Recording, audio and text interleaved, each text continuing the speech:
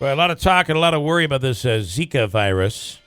And, if you're traveling, but also is it going to affect us here in upstate New York in the north? And they're saying probably yes this summer. One more thing to worry about with mosquitoes. And Dr. Sean Diehl is a doctor that's working with a group of researchers who've received a 3-year, multi-million-dollar grant to develop a vaccine to this virus. And it just so happens that he's local. He's a Rome native, a graduate of RFA. And Dr. Sean Diehl, good morning. Good morning, Bill. Thanks for coming on. And it's great when we see somebody from around here involved in something, especially as topical as this. This is kind of a race here to get some sort of a solution to this problem. Yeah, indeed it is. And there are people are attacking it on multiple fronts. Targeting the mosquito, looking for a virus, looking for better ways to test for it, and better ways to get the word out. So, yeah, on all fronts, it's a big race. So you graduated, in 94? 1994, 1994 yep. from RFA. And then where did you go after that? Then I went to the State University of New York at Geneseo, just south of Rochester, one of the great schools in the SUNY district, and I studied biology and a minor in chemistry. Got it. And what took you to where you are now? You're in Vermont now. I'm at the University of Vermont.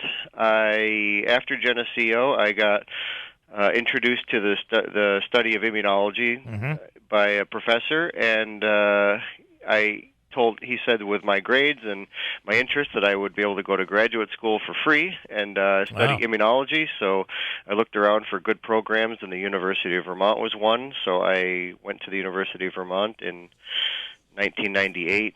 Then in 2003, I graduated with my PhD in immunology. So they have a vaccine testing center there, right? We do.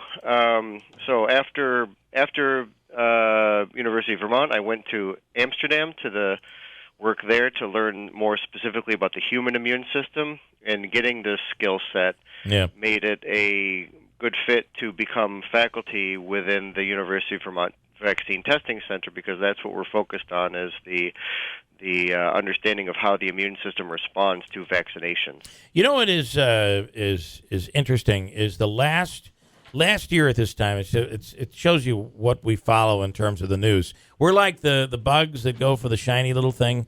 They go into the light. Remember the Pixar? Yes. And that's what we are like in the world of our attention. In the world of news, because last year at this time, the big topic was vaccines. You shouldn't be getting the measles vaccine. You had all these people fighting in their school districts and what have you over vaccines. And you've got to think that when you look at this, when you look at the pure numbers, there isn't a debate at all, right? Not at all. Vaccines are unequivocally a huge boon to human health. They're right up there with clean drinking water and medicines. Yeah. And so this is indeed a very important topic of vaccination for Zika and lots of other infections that we can't see when we get them. Right. Is one of those Ebola, right? Wasn't that a big, was it 18 months ago or was it a year ago? And I remember it being reported that part of the vaccine was mouse blood, or was it mosquito blood? Did you do any work with Ebola? We did not do any work with Ebola, although I was present at several big conferences where the main decisions were being made. And that was a great example of the public health sector and the pharmaceutical companies coming together to actually get a vaccine to market very quickly, and it saved a lot of people, actually. Yeah. Towards the end of the epidemic. So what are you doing now? A lot of trial and error with Zika, or what's your direction? So what we are doing is we have been working for a long time on a vaccine for a related virus called dengue virus. It's very closely related to Zika, and it's got a similar makeup of how the virus is put together, and so we are able to leverage our expertise in working with the dengue virus vaccines to switch that over to the Zika virus. And so what we do is these viruses, the candidates, go through testing in in animals and in non-human primate models to make sure that they're safe. And after rigorous testing, then they first go into humans, and we recruit healthy humans out of in the Burlington, Vermont area. Yeah. And so these subjects are come in for regular testing for safety to make sure that all of their blood labs are just fine. And what we're looking for is that they tolerate the vaccines very well and that they can go about their business, but also we do blood tests or looking for their specific immune response to the vaccine to make sure that it actually did something. You know, I think it's tough for, getting back to that situation with the measles vaccine and smallpox and all of this stuff that, polio, look at how basically been wiped off the face of the earth.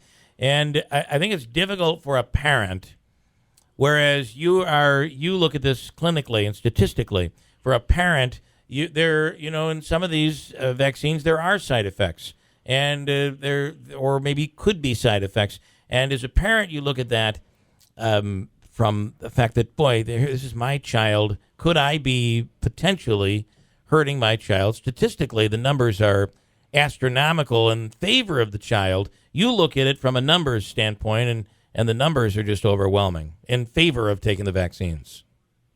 That is correct. I am a parent as well, and there would be. I would definitely advocate for following the Center for Disease Control guidelines for all the vaccinations, because as you mentioned, the numbers are overwhelming in favor of protection. And so with Zika, this is going to become especially important as well. Do you have family still in Rome? I do. All of my family is in the greater central New York area. Probably very proud.